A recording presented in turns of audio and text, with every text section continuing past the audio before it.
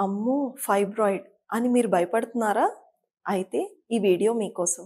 Hello everyone. నేను మీ doctor Anusha Bingi, interventional radiologist. Fibroid అనగానే చాలా అమ్మాయిలు, చాలా ఆడవాళ్ళు బాధపడుతూ ఉంటారు. ఇది చాలా కామన్ ఫైబ్రాయిడ్ మనం అందరిలో like 1 in 3 women suffer with fibroids. So, ఇది ఫైబ్రాయిడ్ అంటే ఏంటి? అసలు ఇది పెద్ద క్యాన్సరా? అనేది అడుగుతారు. లేదు, ఫైబ్రాయిడ్ అనేది క్యాన్సర్ కాదు. ఒక బినైన్ ట్యూమర్‌గా మనం చెప్పుకోవచ్చు.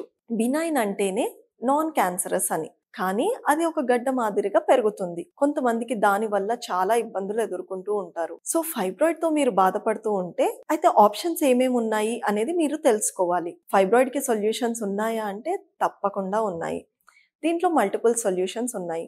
ఒకటి చాలా వాళ్ళకి తెలిసిన విషయం, ఫైబ్రాయిడ్ అంటే హిస్టెక్టమీ, మయోమెక్టమీ. ఇవి కాకుండా ఇంకేమన్నా ఆల్టర్‌నేట్ సొల్యూషన్స్ ఉన్నాయా అంటే ఉన్నాయి. ఇవి మినిమల్లీ ఇన్వేజివ్ సర్జరీ ద్వారా మనం ఫైబ్రాయిడ్‌ని తొలగించవచ్చు.